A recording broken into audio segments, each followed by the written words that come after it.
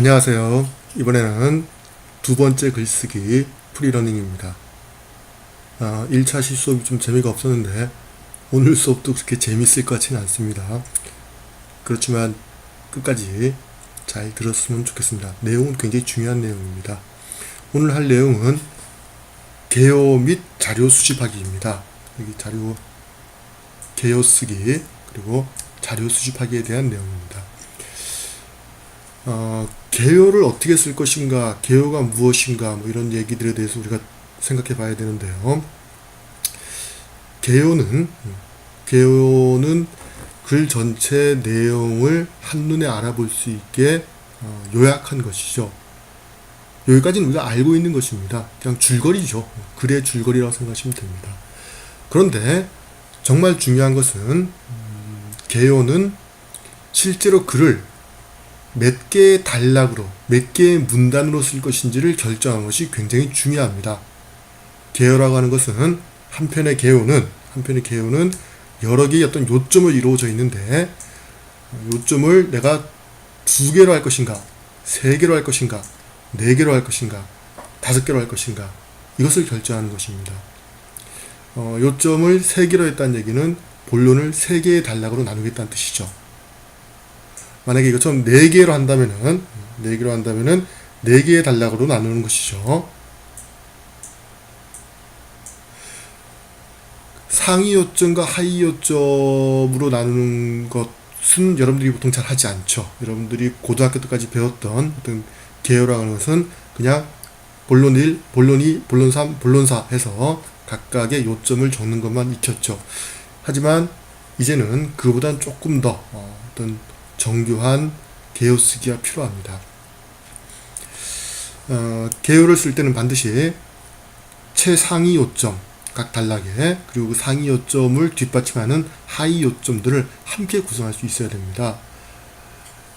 뭐라고 얘기하면 좋을까요? 우리가 1500자짜리 글을 쓴다고 하면은 어떤 분량에 대한 감각을 가지고 있어야 됩니다. 1500자 정도면은 글씨 잘 안 씁니다. 1500자 정도의 글을 쓰려면은 서론에서 보통 300자 정도를 가져가죠. 그리고 결론에서도 한 200자 남짓 가져갑니다. 그럼 실제 본론은 1000자밖에 되지 않죠. 1000자면은 아주 크게 잡으면 2개 단락으로 쓸 수도 있고요. 혹은 3개 단락, 많으면 4개 단락이 되겠죠. 만약에 내가 5개 단락을 본론에 구성한다면 1500자로는 도저히 쓸 수가 없습니다. 서론과 결론을 빼고 본론만 얘기하는 겁니다. 그럴 때는 분량이 1700자 이렇게 되겠죠. 하나의 단락은 최소한 200자는 돼야 됩니다. 그죠? 그리고 400자를 넘기면 너무 많은 겁니다. 여러분들이 기본적으로 생각할 것은 1500자 정도의 글이라면은 서론 300자, 결론 200자, 본론 250자 곱하기 4 해서 4개 정도의 단락을 생각하시면 됩니다. 전체 단락은 서론, 본론, 결론까지 합치면 6개의 단락이 되겠죠. 잠깐 들어서 알지만 250자 정도면 굉장히 부족합니다. 실제로 제대로 된 글을 쓰려면은 1500자는 매우 적다. 한 1700자, 2000자 정도 되어야 된다. 라고 생각하셔야 됩니다.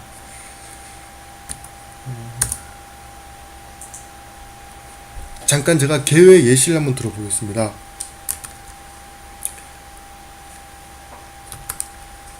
여러분들 이건 약간 미흡한 개요 예시입니다. 최저임금제의 실태를 파악하고 문제점을 분석하여 개선 방안을 모색하겠다라고 얘기했어요. 주제부터가 조금 미흡합니다. 최저임금제의 실태는 무엇이고 문제점은 무엇이니까 어떤 개선 방안을 모색하겠다. 개선 방안은 무엇이다. 이런 것들이 나와줘야 됩니다. 제가 수업 시간에도 말씀드렸던 것 같은데 주제문은 항상 주어만 학생들이 주제문을 쓰라고 하면 주어 부분만 이렇게 강조합니다.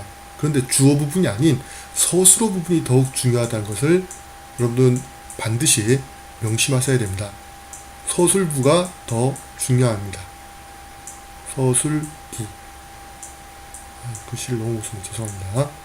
서술부가 중요하죠. 최저임금제의 실태는 무엇이다. 최저임금제의 문제점은 무엇이다. 최저임금제의 개선 방안은 무엇이다. 서술부라는 것은 그 무엇을 얘기하는 것입니다. 이 학생은 주제문 자체가 최저임금제의 실태를 파악하고 문제점을 분석하고 개선 방안을 모색해본다. 구체적인 내용이 없어요. 그런데 본론을 봐도 여전히 구체적이지 않습니다. 상위 요점 최저임금제의 의미 및 시행 목적, 그리고 하위 요점 최저임금제의 의미, 최저임금제 시행 목적입니다. 뭐 하위 요점을 쓸 필요가 없죠. 위에 다 나와 있잖아요. 지금 의미 및 시행 목적이라는 놓고 의미와 시행 목적을 쓰겠다고 했으니 안 되죠. 의미는 무엇이고 시행 목적은 무엇이다 라는 게 일단 상위 목적이 되어야 되고요. 그죠? 하위 목적에서 다시 그 의미가 무엇이라고 하는 것이 왜 그런지, 또는 시행 목적을 무엇이라고 했는데 그것이 정말 타당한지에 대한 논증을 할 수 있어야 됩니다. 똑같습니다. 최저임금제의 문제점 및 개선 방안이라고 해놓고는 하위요점 1 문제점, 하위요점 2 개선 방안을 썼습니다. 이건 아무것도 안 쓴 거예요. 이거는 그냥 형식적으로만 상위요점, 하위요점을 나눈 것이지 실제로는 그냥 상위요점 2개밖에 안 쓴 겁니다. 이 상위요점 2개가 뭐예요? 최저임금제의 의미 및 시행 목적, 그리고 최저임금제의 문제점 및 개선 방안이에요. 주제하고 똑같죠? 최저임금제의 실태가 의미 및 시행 목적이고, 그죠? 문제점을 분석해서 개선 방안을 모색하겠다. 문제점 및 개선 방안이잖아요. 아무것도 안 쓴 거예요. 아무것도. 아시겠어요? 이 개요는 그냥 주제문만 보면 누구나 알 수 있는 내용이에요. 그죠? 주제문만 봐도 아, 이런 내용을 이 학생이 쓰려고 하구나 라고 했는데 실제 본론도 그 내용 말고는 아무 내용이 없어요. 아직 최저임금제에 대해서 구체적인 자료조사가 되지 않았고, 그 글감들을 뽑지 않았고, 그리고 그 글감들 중에서 어떤 것들을 자기가 쓸지 선택하지 않았고, 어떤 톤으로 쓸지도 정하지 않은 상태입니다. 여러분들에게 좀 이렇게 그 선배들이 쓴 재밌는 걸 보여주려고 했지만 뭐 특별히 잘 쓴 건 없는 것 같습니다. 비교적 무난한 개요라고 해서 한번 봅시다. 주제문은 이 학생은 최저임금 1만 원이 시행 가능한가? 라고 썼어요. 사실은 이렇게 주제문이 이렇게 물음표로 쓰는 건 좋지 않습니다. 최저임금 1만 원은 시행 가능하다. 또는 최저임금 1만 원은 시기상조다.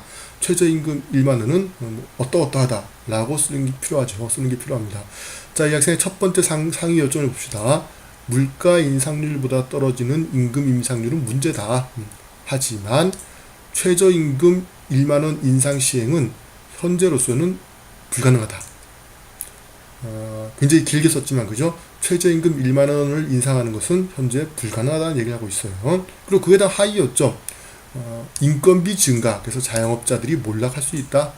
그리고 고용주들은 고용을 피할 것이고 결과적으로 고용 창출이 안 되고, 그래서 고용 창출이 안 되니까 근로자들이 돈을 벌지 못하고, 그래서 소비 기피의 문제로 이어질 수 있다. 일단 이 학생이 잘 쓴 점은 상위 요점과 하위 요점의 관계가 매우 명확하죠. 그죠? 최저임금 1만원 인상 시행은 불가능하다. 인상은 불가능하다고 얘기하고, 그것이 왜냐하면은 인건비가 증가해서 자영업자들이 몰락한다. 그래서 고용주들은 고용을 피하게 되고, 결과적으로 고용 창출이 안 돼서 전반적인 소비 둔화로 이어질 것이다. 라고 얘기하고 있습니다. 물론 뭐 특별한 얘기는 아닙니다. 인터넷을 뒤지면은 우리가 쉽게 알 수 있는 자료들이죠. 자, 이 학생 두 번째 상위 요점입니다. 그렇다면 최저임금 1만원 시행이 아닌 현재 경제 상황에 필요한 대책은 무엇인가? 라고 질문을 던지고 있어요. 여전히 하여튼 질문을 던지는 것들보다는 대책은 무엇이다라고 쓰는 게 좋다고 얘기했는데, 뭐 질문 하위 요점이 있으니까 최소한 상위 요점에서는 질문만으로 마감하는 것도 가능합니다. 자, 삶의 질을 높이기 위해서는 물가를 안정시켜야 된다. 즉 물가 안정 대책이 필요하다. 하위 요점의 핵심은 물가 안정 대책이죠. 그러니까 최저임금 1만원 시행은 지금 무리다. 그럼 뭘 해야 되느냐?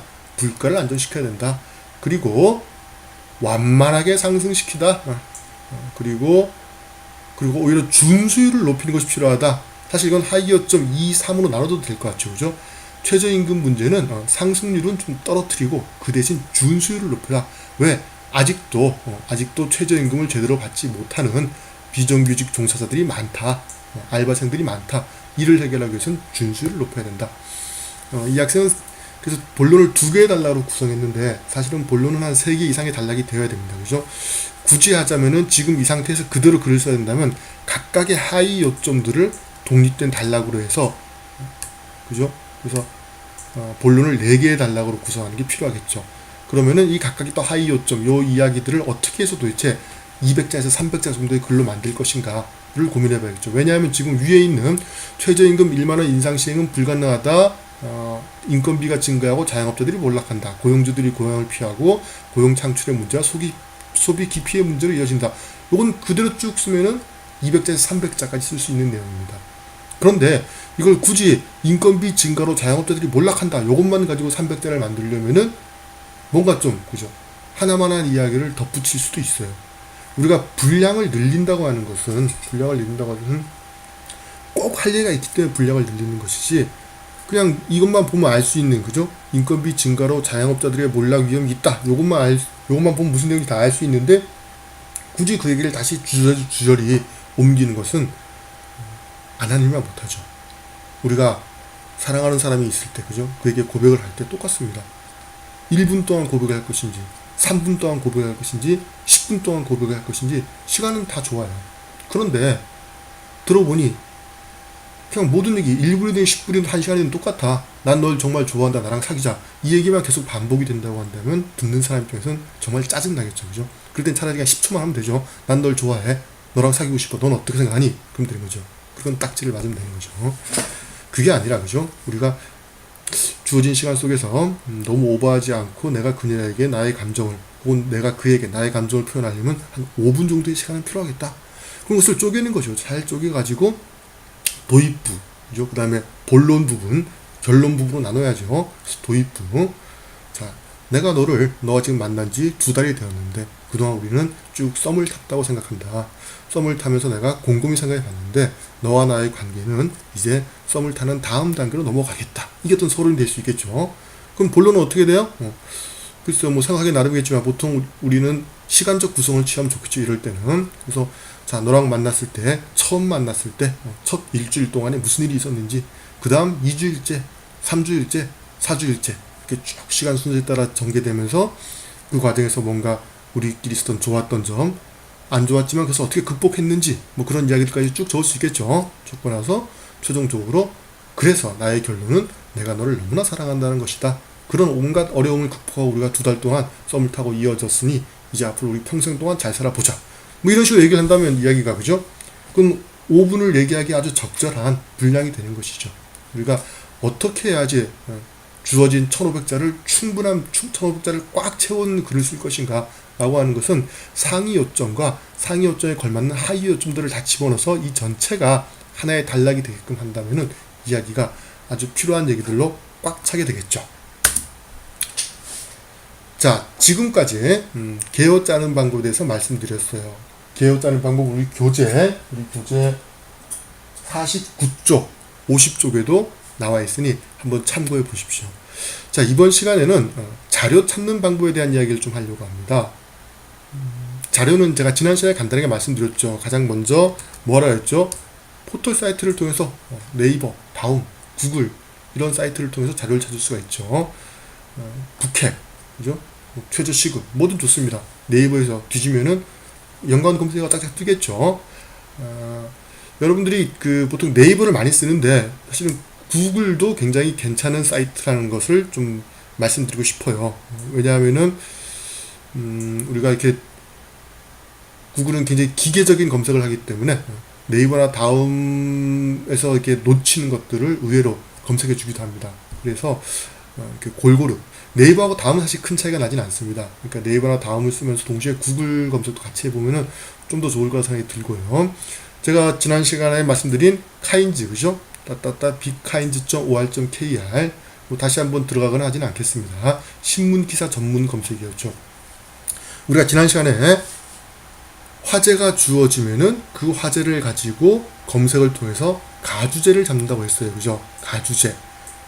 기억나죠? 바로 지난 시간에 했던 내용입니다. 기억을 못하면 안 돼요.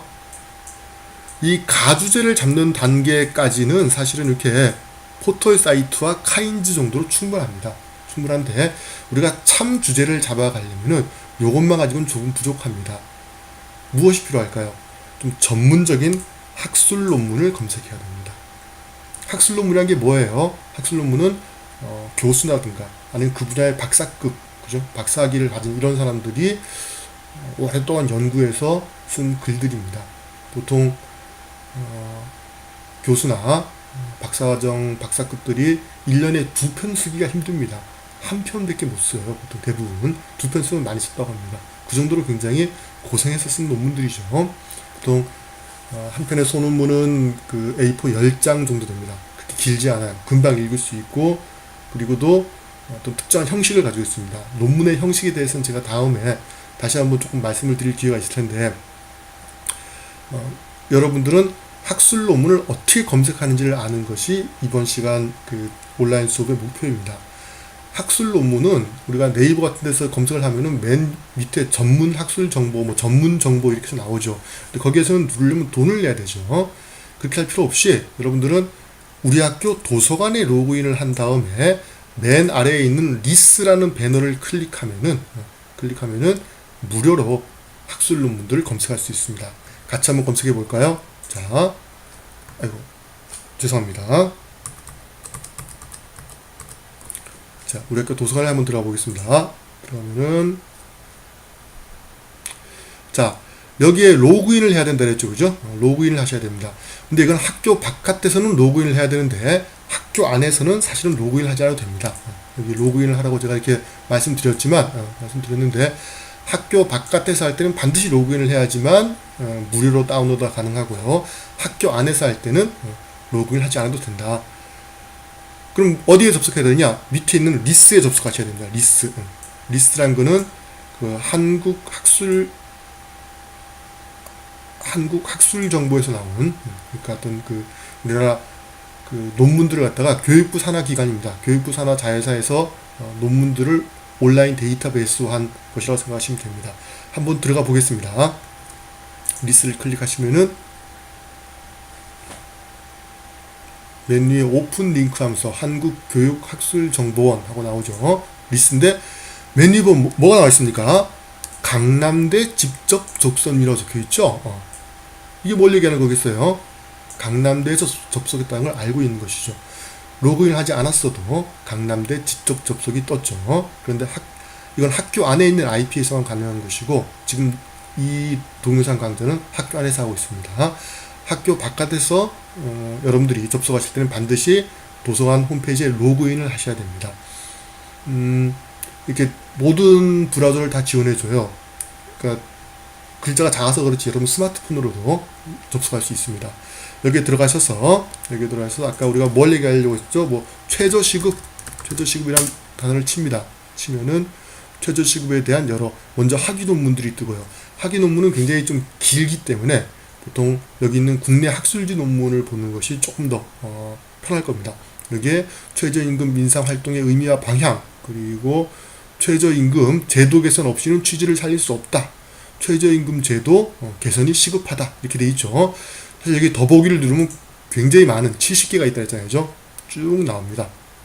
그래서 여기 봅시다. 한번 최저임금 제도 개선 없이는 취지를 살릴 수 없다. 이걸 한번 보겠습니다. 보려면은 여기를 클릭하시면은 학술교육원이라는 사이트에서 그러니까 이게 온라인 논문 출판 대행업소입니다. 여기에서 대행을 하고 있는 것인데요.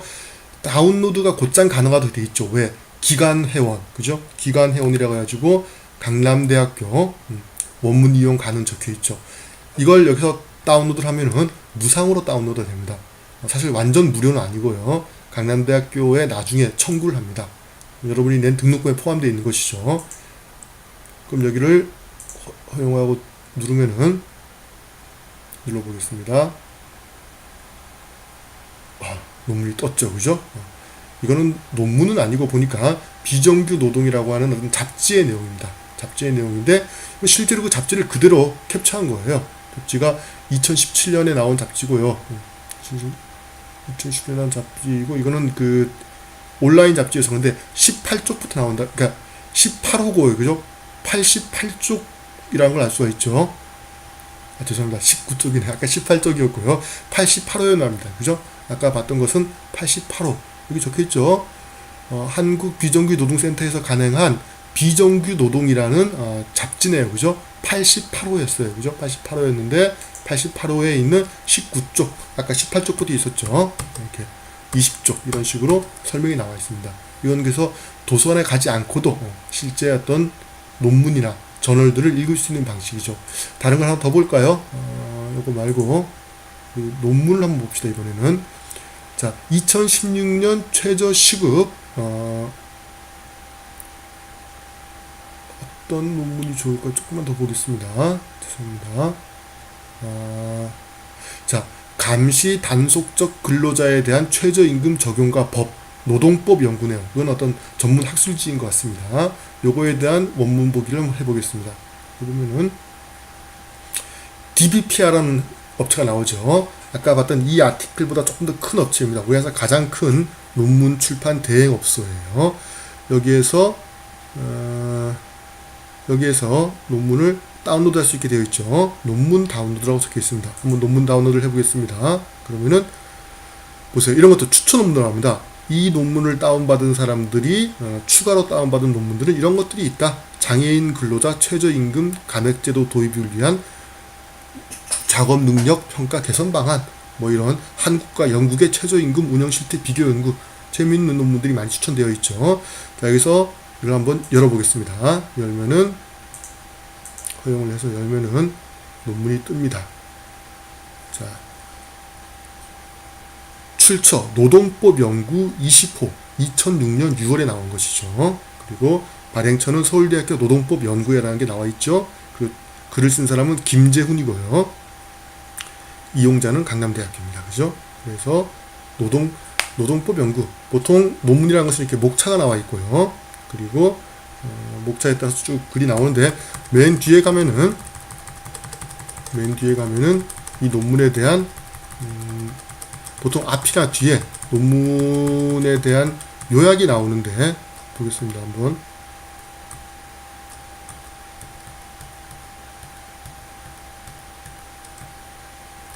이거는 영문 요약밖에 없네요. 보통 그 인문 사회 계열에서는 요즘 이렇게 국문 요약이 일반적인데 여기서는 영문 요약만 되어 있습니다. 대신 이렇게 결론 부분에 가면은 논문에 대한 핵심적인 내용들이 잘 요약되어 있습니다.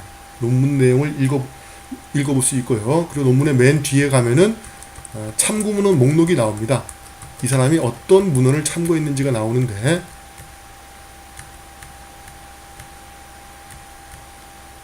참고문헌 목록도 안 적었네요. 미안합니다. 이 논문도 약간 좀 엉터리 논문인데 자료들이 또 많이 나와 있죠. 그죠? 이 사람들이 나름대로 굉장히 그 공을 들여서 쓴 자료들입니다. 이런 자료들, 도표 같은 것들도 인용하면 굉장히 좋죠. 정확한 출처만 밝힌다면은. 시간 예상 여기까지만 하고 제가 수업 시간에 출처에 대한 이야기를 조금 더 하도록 하겠습니다. 자, 여러분, 지금까지 했던 내용을 다시 요약 정리합니다. 여러분들은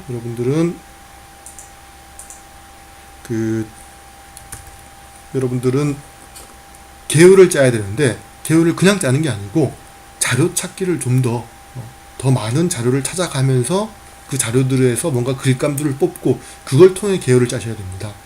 계율을 짜는 방식은 포털 사이트가 가장 기본적인 출발이라면은 그 다음에 카인즈와 같은 좀 신문 기사들을 검색하고 그리고 학술 논문 검색이 들어가야 됩니다. 그래서 학술 논문들을 몇 개 이렇게 뒤져보면은 굉장히 심도 깊은 이야기가 나옵니다.